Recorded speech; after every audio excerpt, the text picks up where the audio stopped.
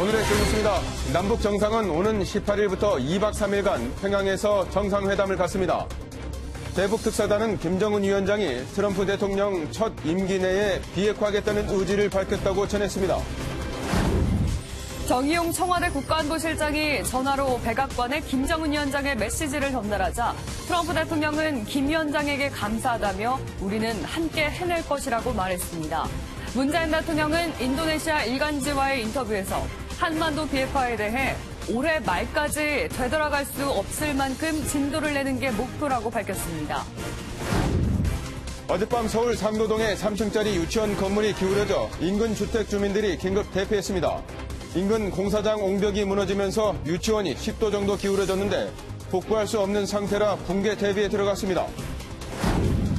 전국 6개 시도 22개 학교에서 1000여 명의 식중독 의심 환자가 발생했습니다. 풀무원 계열사가 급식으로 초콜릿 케이크를 납품한 곳인데 제품을 받은 학교가 152곳이라 앞으로 환자는 더 늘어날 것으로 보입니다. 검찰이 뇌물수수와 횡령 등의 혐의로 기소된 이명박 전 대통령에게 징역 20년과 벌금 150억 원을 구형했습니다. 이 전 대통령은 부정부패를 가장 싫어한다며 검찰의 주장을 반박했습니다. 밤사이 내린 비는 중부지방은 오전에, 남부지방은 오후에 대부분 그치겠습니다. 비가 그치면 바람이 강하게 불면서 내일 서울 아침 기온이 17도까지 뚝 떨어져 쌀쌀하겠습니다. 문재인 대통령이 오는 18일부터 20일까지 2박 3일간 평양을 방문해 김정은 북한 국무위원장과 3차 남북 정상회담을 갖습니다. 판문점 선언 이행과 한반도 비핵화 방안이 핵심 의제로 큰 틀에서 조율됐습니다. 첫 소식 송주영 기자가 보도합니다. 대북 특사단을 이끌고 평양을 다녀온 정의용 국가안보실장은 가장 먼저 남북 정상회담 일정 합의부터 발표했습니다. 남과 북은 9월 18일부터 20일까지 평양에서 2박 3일간 남북 정상회담을 개최하기로 합의하였습니다. 앞서 당일치기로 진행한 1, 2차 정상회담 때와 달리 이번에는 2박 3일로 지난 2000년과 2007년 김대중 노무현 전 대통령 방북 때와 마찬가지입니다. 판문점과 달리 평소 쉽게 왕래할 수 없는 곳으로 군사 분계선을 넘어 방북하는 노력에 부합하는 성과를 내기 위한 판단으로 보입니다. 3차 정상회담 의제는 크게 두 가지로 남북관계 개선을 위한 판문점 선언 이행과 한반도 비핵화 방안이 될 전망입니다. 특히 판문점 선언 이행에서는 종전선언과 평화협정에 대한 논의가 무게감 있게 다뤄질 것으로 보이고 한반도 비핵화 방안에서는 미국과 북한 간 견해 차이를 좁히는 데 주력할 전망으로 핵 리스트 제출 등에 대한 논의가 예상됩니다. 대북 특사단을 통해 3차 남북정상회담 일정과 의제가 대략 확정되면서 한반도 외교전이 다시 본격화하는 모습입니다. MBN 뉴스 송정입니다. 이번 특사단은 남북공동연락사무소를 남북정상회담 이전에 열기로 합의했습니다. 다음 주 14일이 유력해 보이는데 미국의 이해를 구하는 작업도 같이 할 것으로 보입니다. 오지혜 기자입니다. 문을 열 준비를 모두 마쳤지만 차일피일 미뤄지던 남북공동연락사무소 개소식. 정의용 대북 특사단장은 평양 남북정상회담 전에 개소하기로 합의했다고 밝혔습니다. 기술적 문제와 의전, 식순 등을 정리하는데 적어도 일주일이 걸린다는 점을 감안하면 이르면 14일, 늦어도 17일이면 가능합니다. 특사단이 날짜를 못 박지 못한 건 미국을 염두에 뒀기 때문으로 보입니다. 정부는 남북 공동연락사무소 개소와 관련해서 미 측과 긴밀히 협의 중에 있습니다. 연락사무소는 주권국가 문제긴 하지만 연락사무소에 쓰일 전기와 석유 등이 대북제재 위반 소지가 있으며 공조가 깨질까 우려하는 미국을 배제할 수 없다는 겁니다. 미국은 공동연락사무소가 설치된다면 오히려 북한에 대한 압박보다도 이 경쟁력 이것이 강화된다는 측면에서 비핵화를 더디게 할 수 있는 그런 요인을 작용한다. 이에 따라 청와대는 미 측의 특사단 방북 성과를 설명하며 이해를 구한 뒤 개성 현지와 판문점 채널 등을 활용해 본격 개소식 준비에 들어갈 예정입니다. MBN 뉴스 오지혜입니다. 문재인 대통령은 이번 특사단 방북 결과에 대해 매우 긍정적으로 평가했습니다. 청와대도 바로 평양 정상회담 준비위원회를 가동하면서 2주도 안 남은 회담 준비에 박차를 가하고 있습니다. 정규혜 기자입니다. 문재인 대통령은 남북 정상회담 일정이 확정되자 직접 평양 정상회담 준비위원회 첫 회의를 주재했습니다. 이번 방북 특사단 성과에 큰 만족감을 나타냈습니다. 이번 특사단 방문 결과는 정말 참 잘 되었습니다. 기대했던 것보다 훨씬 좋은 성과였습니다. 남북 정상회담에 이어 트럼프 대통령을 만나게 될 9월 하순 유엔 총회를 앞두고 교착 상태인 북미 대화에 물꼬를 트겠다는 의지도 드러냈습니다. 우리 한반도의 완전한 비핵화, 또 그것을 위한 북미 간의 대화, 이런 부분도 좀 촉진될 수 있지 않을까. 임종석 청와대 비서실장을 중심으로 남북 정상회담 준비위는 얼마 남지 않은 준비 기간에 긴장감도 엿보였습니다. 청와대는 분야별로 실무 준비에 착수했습니다. 또 의전과 경호, 통신 문제 협의를 위해 다음 주 초 판문점에서 남북 고위급 실무회담이 열릴 예정입니다. MBN 뉴스 정규입니다. 김정은 북한 국무위원장은 도널드 트럼프 미국 대통령의 첫 임기 안에 비핵화를 실현하겠다고 말했습니다. 대북 특사단이 전한 말인데 이 말대로라면 2021년 1월입니다. 북한이 구체적인 비핵화 시점을 언급한 건 이번이 처음입니다. 원중희 기자입니다. 정의용 청와대 국가안보실장은 김정은 북한 국무위원장의 비핵화 의지를 다시 한번 확인했다고 밝혔습니다. 처음으로 구체적인 비핵화 시점까지 언급했다는 설명입니다. 트럼프 대통령의 첫 임기 내에 북한과 미국 간의 70년간의 적대 역사를 청산하고 북미 관계를 개선해 나가면서 비핵화를 실현했으면 좋겠다. 트럼프 대통령 첫 임기는 2021년 1월. 그러니까 지금부터 2년 남짓 안에 비핵화를 이뤄내겠다고 못 박은 겁니다. 정 실장은 김 위원장이 비핵화에 필요한 조치를 선제적으로 해왔다는 점을 강조했다고 전했습니다. 풍계리는 갱도의 3분의 2가 완전히 북락해서 핵실험이 영구적으로 불가능하게 됐다. 이런 노력에 대해 일부 국제사회의 평가가 인색하다며 억울함도 표했다는 설명입니다. 비핵화 의지가 명확하게 있다는 것을 밝히면서 트럼프 대통령과의 대화에 적극적으로 나서겠다. 그러한 것을. 이와 함께 김 위원장은 종전선언을 하면 주한미군이 철수할 수 있다는 우려가 제기되고 있다는데 이는 전혀 상관없는 일이라며 종전선언에 대한 강한 의지를 밝힌 것으로 전해졌습니다. MBN 뉴스 원중입니다. 특사단은 트럼프 미국 대통령에 대한 김정은 위원장의 발언도 전했습니다. 언제 신경전을 벌였느냐는 듯 트럼프를 신뢰하고 그를 깎아내린 적도 없다고 말했습니다. 황재헌 기자입니다. 김정은 위원장은 트럼프 미국 대통령에 대한 신뢰는 변함없다고 특사단에 밝혔습니다. 또 참모는 물론이고 그 누구에게도 트럼프에 대한 부정적인 이야기를 한 적 없다고 강조했습니다. 신뢰라는 단어를 쓰고 트럼프 대통령을 험담하지 않았다는 말도 하며 미국에 화해의 손길을 보낸 것입니다. 이런 발언은 최근 벌어진 북미 사이 신경전을 의식해 나온 것으로 분석됩니다. 미국을 탓하는 내용의 김영철 부위원장 편지를 본 트럼프 대통령이 폼페이오 장관의 방북을 전격 취소하자 되려 김 위원장이 협상의 판까지 깨선 안 되겠다고 판단한 것으로 보입니다. 오해도 좀 풀고 북한의 의지도 좀 밝히고 종전선언을 추진할 수 있는 조건과 환경에 대한 북한의 입장을 얘기를 한 거기 때문에 의미가 있을 거라고 생각합니다. 김 위원장에게 전달된 트럼프 대통령의 메시지가 영향을 미쳤다는 분석도 나옵니다. 정의용 실장은 트럼프 대통령의 대북 메시지를 김 위원장에게 전달했는데 이 메시지를 본 뒤 김 위원장이 신뢰를 언급했을 가능성이 있습니다. 다시 공을 넘겨받은 미국의 대답은 다음 주 방한할 예정인 스티브 비건 미국 국무부 대북 특별대표가 가져올 것으로 보입니다. MBN 뉴스 황재헌입니다. 북한도 청와대와 비슷한 시간에 특사의 방북 결과를 내부에 발표했습니다. 북한 매체들은 김정은 위원장의 웃는 모습과 함께 김 위원장이 비핵화를 직접 약속했다는 발언을 전했습니다. 주진희 기자입니다. 북한도 특사단 방북 결과를 내부에 발표했습니다. 김정은 위원장이 웃는 얼굴로 특사단을 맞이하고 친서를 읽는 모습, 그리고 손을 흔들며 배웅하는 영상까지 공개했습니다. 그리고 이 자리에서 김 위원장의 비핵화 언급이 있었던 사실도 상세히 전했습니다. 핵 위협도 없는 평화의 도전으로 만들자는 것이 우리의 확고한 입장이며 자신의 의지라고 비핵화 의지를 거듭 확약하시면서 일반 북한 주민들이 보는 매체에서 김정은 위원장이 직접 비핵화를 재차 약속했다고 발표한 겁니다.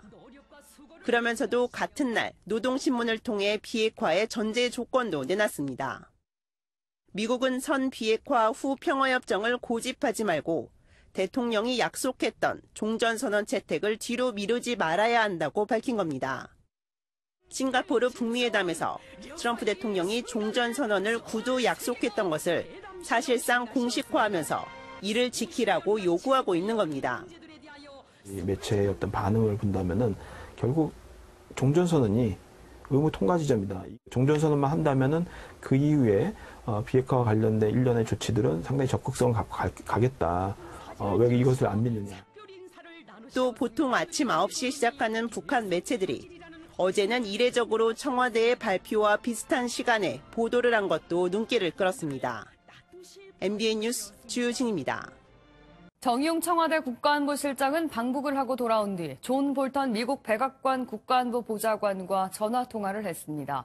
방북 성과, 특히 김정은의 메시지를 전달했습니다. 안보람 기자입니다.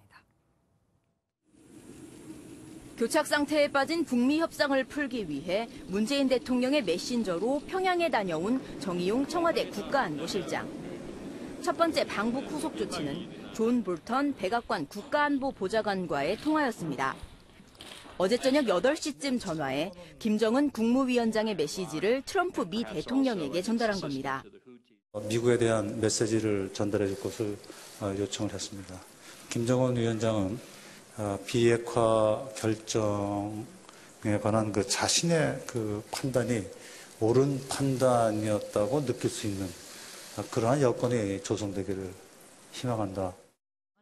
이번 김 위원장의 메시지에 핵리스트 제공에 관한 의지 표명이 있었다면 종전선언 협상이 진전될 수 있다는 기대가 나옵니다.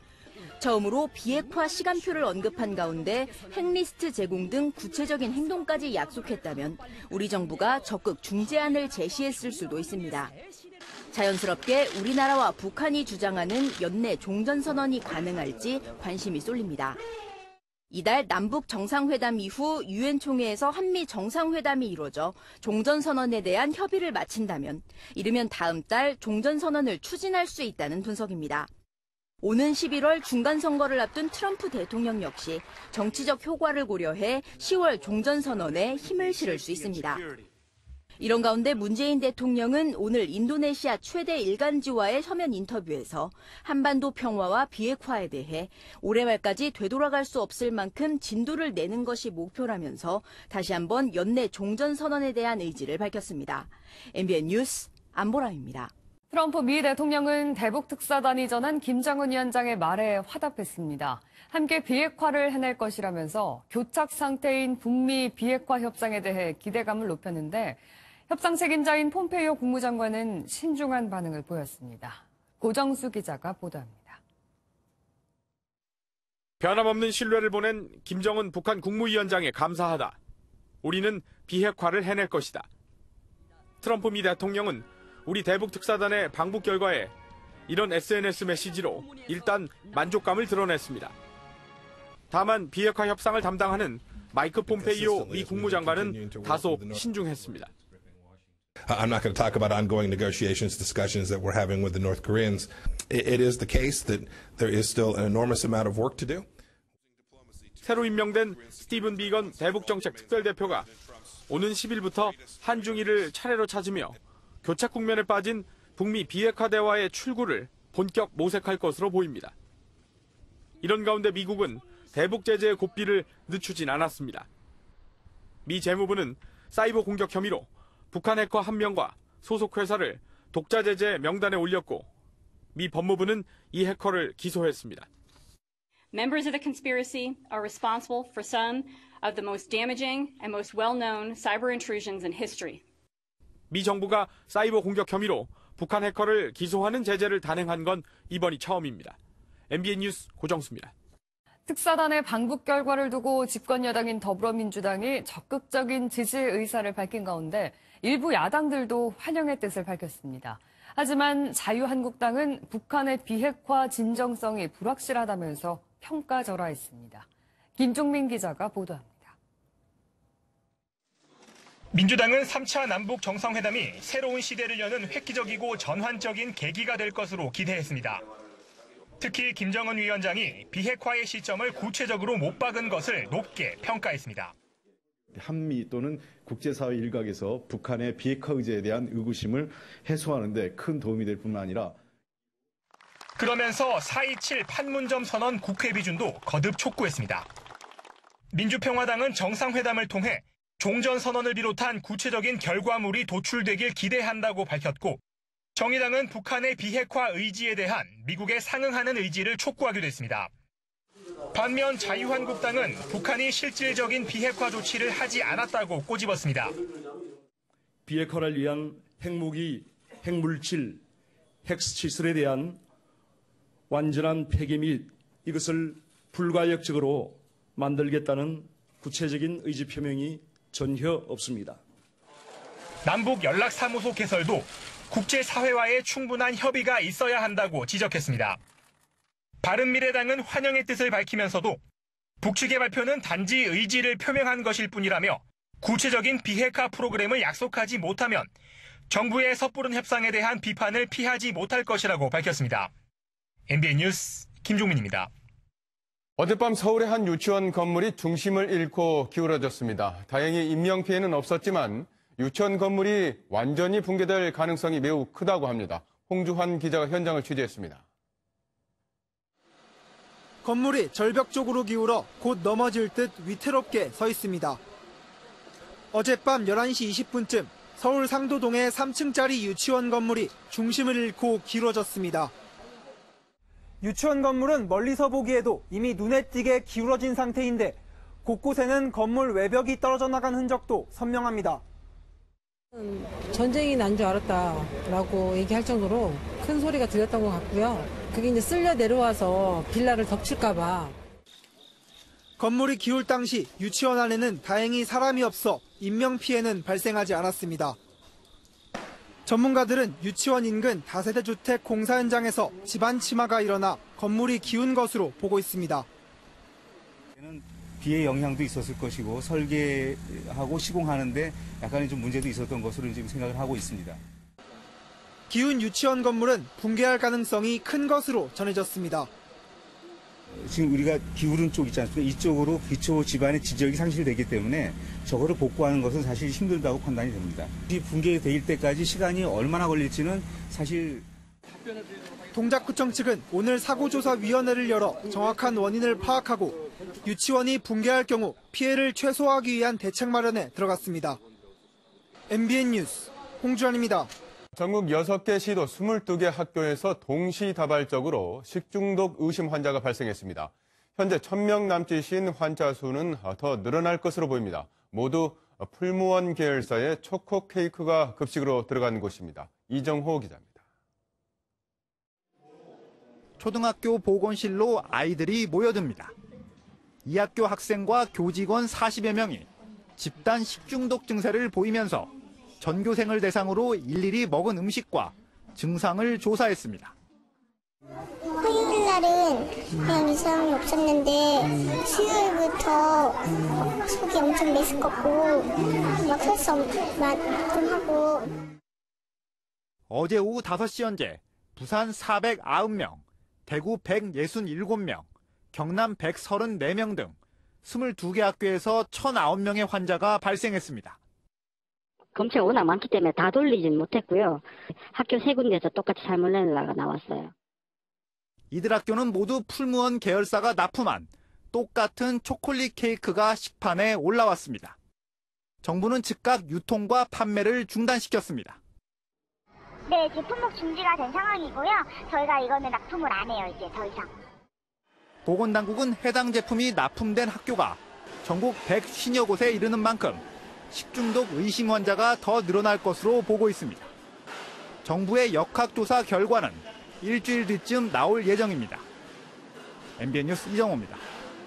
귀가 찢어질 듯한 굉음을 내며 달리는 고급 외제차들 한 번쯤 본 적이 있으시죠? 대부분 배기관의 소음기를 없앤 불법 튜닝 차량인데 이를 개조해준 정비업자와 차주들이 무더기로 적발됐습니다. 장명훈 기자입니다. 차량 한 대가 굉음을 내며 빠르게 달립니다. 다른 고급 차량들도 웅웅거리며 귀를 찢는 듯한 소리를 내뿜습니다. 모두 자동차 튜닝업체 대표 고모 씨가 개조한 차량으로 소음기가 없는 수입 배기관이 장착된 차량들입니다. 이런 식으로 튜닝된 차량의 배기음은 최대 115dB로 전투기가 이착륙하는 소리와 맞먹었습니다. 차량을 튜닝하려면 관할 지자체의 승인을 받아야 하지만 고 씨는 이 사실을 알면서도 차주에게 알리지 않았습니다. 차주들은 튜닝이 불법인 줄 전혀 몰랐다고 주장합니다. 그게 좋다 그래가지고 다들 소리도 커지고 이제 뭐 그런 거에 대해서 어느 정도 알고 있었는데 소음기가 없다 이런 얘기는 또 몰라가지고. 경찰 조사 결과 고 씨는 이런 방법으로 13억 원이 넘는 수익을 챙긴 것으로 드러났습니다. 보통 600에서 700만 원 정도를 튜닝비로 받았는데 크게는 3천만 원까지 총 330여 회 정도 저희가 확인했습니다. 경찰은 업체 대표 고 씨 등 2명을 자동차 관리법 위반 혐의로 입건하고 튜닝을 의뢰한 차주 248명도 함께 입건했습니다. MBN 뉴스 장명훈입니다. 건물주를 쇠망치로 때려 재판에 넘겨진 궁중족발 사장이 1심에서 징역 2년 6개월을 선고받았습니다. 국민참여재판에 참석한 배심원 전원은 상해죄는 인정되지만 살인 미수라고 보기는 어렵다고 판단했습니다. 이현재 기자입니다. 건물주를 폭행한 궁중족발 사장 김모 씨가 1심에서 징역 2년 6개월을 선고받았습니다. 김 씨는 임대료 인상 문제로 2년 동안 갈등을 빚던 건물주를 쇠망치로 때리고 차량으로 들이받으려 한 혐의로 재판에 넘겨졌습니다. 검찰은 살인의 고의가 있다고 판단해 징역 7년을 구형했지만 재판부와 배심원단의 판단은 달랐습니다. 재판부는 사건 발생 시간이 통행이 잦던 시간대였고 피해자가 전치 3주에 불과했다고 밝혔습니다. 이어 차량 속도는 21km에 불과해 살인을 예상했다고 보기 어렵다고 덧붙였습니다. 국민참여재판 배심원단 전원 역시 살인미수 혐의는 무죄로 판결했습니다. 다만 재판부는 폭행으로 상해를 입힐 의도는 있었다며 특수상해죄는 유죄로 판단했습니다. 피고인 측은 임대차 보호법 개정을 하지 않은 국회와 정부도 공범이라고 주장했습니다. 법 자체가 평등했으면 이런 게 자체도 안 생겼을 텐데 잘못된 걸 알면서도 고쳐주지 않은 무능력한 정부와 무책임한 국회의원들. 이어 9월 정기국회에서는 600만 자영업자들이 마음 편히 장사할 수 있게 법 개정을 서둘러달라고 촉구했습니다. MBN 뉴스 이현재입니다. 엽기적인 살인 행각으로 1심에서 사형을 선고받은 어금니 아빠 이영학 씨가 항소심에서 무기징역으로 감형됐습니다. 재판부는 교화 가능성을 부정한 사형 선고는 가혹한 측면이 있다고 판단했습니다. 김도형 기자입니다. 어금니 아빠 이영학 씨가 항소심에서 무기징역으로 감형됐습니다. 이 씨는 지난해 딸의 친구를 자신의 집으로 유인해 수면제를 먹여 추행하고 다음날 살해한 혐의를 받고 있습니다. 1심 재판부는 교화 가능성이 없다며 사형을 선고했지만 항소심 재판부의 판단은 달랐습니다. 재판부는 피해자 부모의 통안을 헤아려 보면 법원으로서도 참담하다며 사형이 당연하다고 볼 수 있다고 밝혔습니다. 그러면서도 교화 가능성을 부정하며 사형에 처할 정도라고 볼 수 없다고 판단했습니다. 열악한 환경에서 자라면서 왜곡된 사고와 가치 체계를 가지게 된 점도 고려했다고 덧붙였습니다. 누리꾼들은 이 씨의 무기징역 선고를 두고 납득할 수 없다는 반응을 보였습니다. 감형 없는 종신형이 없는 우리 법 체계상 사형과 달리 무기징역은 향후 사면이나 가석방이 가능하기 때문입니다. 특히 어린 미성년자를 성추행하고 살해한 극악한 범죄자의 형을 감형한 것은 국민 법감정에 맞지 않다는 지적도 나왔습니다. MBN 뉴스 김도형입니다. 그제 서울 조계사에서 30대 남성이 자신의 고급 외제차를 부수는 소동이 빚어졌죠. 이게 차체가 낮은 고급 외제차라서 일반 견인차로는 견인이 어려워 도로에 방치되고 있습니다. 임성재 기자입니다. 한 남성이 갓길에 세워진 빨간색 고급 외제차를 사정없이 내리칩니다. 분이 풀리지 않는 듯 차량을 재차 내리치자 이번엔 경찰들이 다가갑니다. 그젯밤 술에 취한 30대 남성이 1억 원을 호가하는 자신의 포르쉐 차량에 둔기를 휘두르는 모습입니다. 이 남성은 조계사 주차장에 세워진 자신의 리스 차량을 부수다 경찰이 제지하자 대리운전 기사까지 불러 정문 앞으로 차를 옮겼습니다. 뻥뻥 소리가 나더라고요. 이렇게 경찰한테는 왜 저쪽에서 사람들이 데모를 하느냐, 저렇게 스님들이 모여서 난리를 피느냐, 그렇게 얘기를 하더라고요. 출동한 경찰에게 자신의 차량이다 울적해서 그랬다고 밝힌 이 남성은 사건 전엔 인근 식당에 들러 둔기를 달라고 말한 것으로 알려졌습니다. 파손된 고급 외제차는 조계사 앞 도로에 방치됐습니다. 주정차 금지 구역에 주차된 차량의 견인을 담당하는 구청 측도 난감하다는 입장. 사륜구동의 고급 외제차는 차체가 낮아 일반 견인차론 견인이 어렵기 때문입니다. 저희 견인차로는 아예 견인이 불가능하다고 해서요. 연락은 닿았어요. 결국 닿았는데 본인이 직접 자진 처리하는 걸로는 말씀을 하시거든요. 우선. 경찰은 조만간 남성을 불러 이 차량의 실제 소유주가 맞는지 등을 조사할 예정입니다. MBN 뉴스 임성재입니다. 뇌물수수와 다스 자금 횡령 등의 혐의로 재판에 넘겨진 이명박 전 대통령에 대해서 검찰이 징역 20년을 구형했습니다.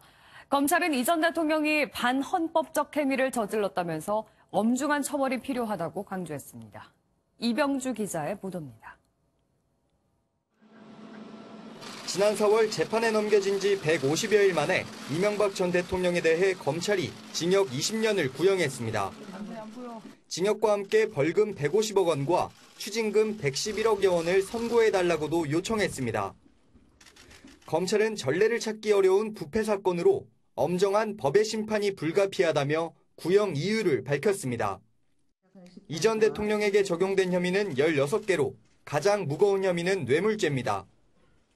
자동차 부품회사 다스의 미국 소송비 68억 원, 국가정보원에서 특수활동비 7억 원, 이팔성 전 우리금융지주 회장 등에게서 받은 36억 원 등 모두 합치면 110억 원대에 달합니다.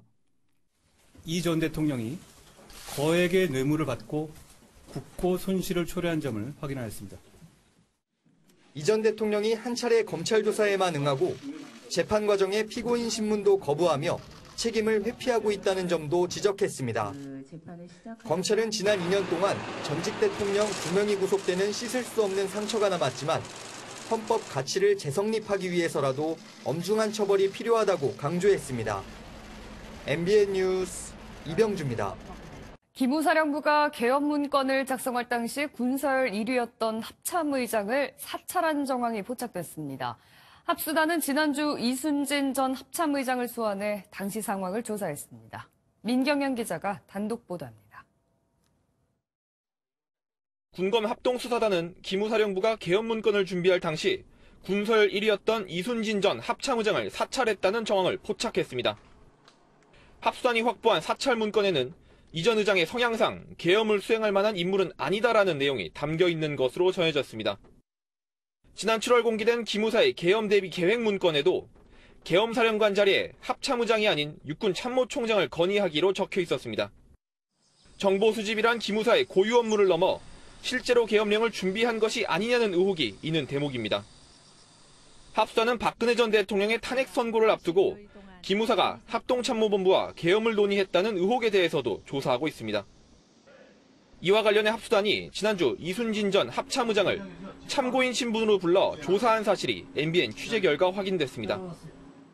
합수단 고위 관계자는 이 전 의장을 상대로 계엄령과 위수령에 대한 합참의 입장을 포함한 당시 상황에 대해 조사했다고 말했습니다. 한편 미국에 있는 조현천 전 기무사령관의 자진 귀국 설득은 사실상 실패한 것으로 전해졌습니다. 이에 따라 김관진 전 청와대 안보실장의 소환 조사가 더 먼저 이루어지는 게 아니냐는 관측이 힘을 얻고 있습니다. MBN 뉴스 민경영입니다. 경기도가 민간과 공동으로 분양한 아파트의 건설 원가를 오늘 공개합니다. 아파트값에 거품을 걷어내겠다는 취지인데 우려의 목소리도 적지 않습니다. 이재호 기자가 취재했습니다. 경기도 화성 동탄 2신도시에 700세대 규모로 조성 중인 아파트 단지입니다. 경기도시공사와 민간 건설업체가 함께 분양한 이 아파트의 건설 원가가 공개됩니다. 사업비 총액 외에 설계 내역서와 하도급 내역서 등이 대상입니다. 경기 지역 5개 사업지구 5,000세대 정도가 이번 건설 원가 공개 대상입니다. 건설공사 원가 공개로 공공건설공사에서 공사의 투명성을 높이고 예산을 절감할 수 있을 것으로. 하지만 벌써부터 우려의 목소리가 나옵니다. 이동탄에 분양되는 것들은 분양가 상한제에 걸려 있어서 시세 차익이 상당해요. 분양가가 더 낮아졌을 경우에는 더 치열하고 그러지 않을까. 사업에 뛰어들길 꺼리는 건설사들이 들어 오히려 집값 상승을 부채질할 것이라는 지적도 나옵니다. 문제는 이제 건설사의 영업 비밀이 탄로가 나잖아요. 그러다 보니까 건설 시장에 위축될 수가 있어요. 그게 좀 더 심해지면 공급도 부족할 수가 있어요. 건설 원가 공개가 부동산 시장에 어떤 영향을 미칠지 주목됩니다. MBN 뉴스 이재호입니다. BMW 사태를 계기로 정부가 차량 리콜 체계를 대대적으로 손질했습니다. 제조사의 늑장 리콜 사실이 드러나면 매출액의 3%까지 과징금을 부과하고 손해배상금 규모도 현재의 3배에서 최대 10배로 대폭 늘립니다. 신동규 기자입니다.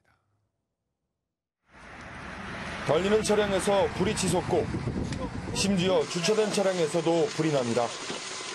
BMW 차량에서 처음 결함이 나타난 건 2015년이지만 리콜 결정은 무려 50여 대가 불에 탄 뒤에야 이뤄졌습니다. 미흡한 리콜 제도가 사태를 더욱 키웠다는 지적이 일자 정부가 개선안을 내놨습니다. 먼저 제조사가 자동차 제작 결함을 은폐하거나 늑장 리콜 사실이 드러나면 매출액의 3%까지 과징금을 부과하기로 했습니다. 배상한도 상한액 역시 현재 3배에서 최대 10배로 늘어납니다. 공공의 안전이 위협받을 땐 국토부 장관의 권한도 대폭 강화됩니다. 공중안전에 심각한 위해가 우려되는 경우에는 운행 제한과 함께 동종 차량에 대한 판매 중지를 명령할 수 있도록 하여. 다만 이 같은 조치에도 잘못이 있는 제조사가 미국처럼 막대한 손해배상금을 물지는 미지수입니다. 한국과 미국 법원에서 손해액을 판정하는 기준 자체가 다른 탓입니다. 우리나라 기본적으로 배상액이 작기 때문에 미국의 한 20분의 1 정도거든요. 법이 개정돼도 소급 적용은 어려울 수 있어 정작 BMW 차주들이 제대로 보상받기는 쉽지 않다는 지적도 나옵니다. MBN 뉴스 신동입니다.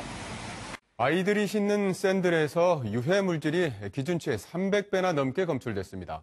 샌들은 피부에 직접 닿는 제품인 만큼 안전이 중요한데 제조 일자와 제조 사명이 붙은 꼬리표를 잘 살피시는 게 좋다고 합니다. 정수정 기자입니다. 물놀이나 나들이를 갈 때 아이들이 많이 신는 신발이 샌들입니다. 편하게 자주 신지만 신발까지 제조 성분을 확인하기란 쉽지 않습니다. 확인은 하고 싶지만은 일일이 확인하기가 좀 어려운 부분이 사실은 있죠. 그러니까 매장에서 직원들 말을 좀 100% 믿고 많이 시키는 편이죠. 시중에 판매되고 있는 어린이 샌들 20종을 조사했더니 5개 중 1개꼴로 제품에서 유해물질이 검출됐습니다. 깔창과 발등이 닿는 밴드에서는 호르몬 장애를 초래하는 유해물질이 안전기준보다 최대 342배 넘게 검출됐습니다. 장식물에서는 납성분도 검출됐습니다. 샌들 제품의 안전성은 KC 도안으로 확인할 수 있습니다. 제조자명이나 재질, 제조연원일, 그리고 KC 마크 등 표시사항이 제대로 되어 있는 제품을 선택하시는 것이 좋습니다. 유해물질이 검출된 제품은 소비자원 홈페이지에서 확인할 수 있고 판매처에서 교환하거나 환불을 받을 수 있습니다. MBN 뉴스 정수정입니다. 집체화라는 말 들어보셨습니까? 예술 작품을 집단 창작하는 말을 일컫는 것인데 북한의 이런 미술 작품이 광주 비엔날레에서 대거 공개됐습니다. 정치훈 기자입니다. 건설 현장에서 고된 일을 하는 노동자를 그린 대형 작품입니다. 목도리를 감싸주는 연인의 모습이 보이고 한결같이 표정이 밝습니다. 3명 이상의 작가가 함께 그린 이 작품은 집체화라 불리는데 이 북한 미술에서만 나타나는 독특한 작업 방식입니다. 양반 문화를 배척한 줄만 알았던 북한에서도 여전히 문인화의 명맥은 이어지고 있습니다. 금강산 그림에서는 북한만의 호쾌한 회화 기법이 눈길을 끕니다. 광주 비엔날레에 초청된 북한 미술 작품은 22점, 모두 이번에 처음 공개됐습니다. 대부분 평양 만수대 창작사에서 제작한 작품으로 중국과 미국 등지에서 어렵게 들여왔습니다. 이제껏 저희가 알고 있는 그런 북한 미술이 아닌 좀 더 다양성과 그리고 사회주의 사실주의 미술이라는 그 미술 체제 속에서의 정말 핵심적인 그림들을 볼 수 있는 북한 최고의 작가로 꼽히는 인민예술가와 공훈예술가 등 32명의 그림은 11월 11일까지 광주 비엔날레에서 직접 볼 수 있습니다. MBN 뉴스 정춘입니다.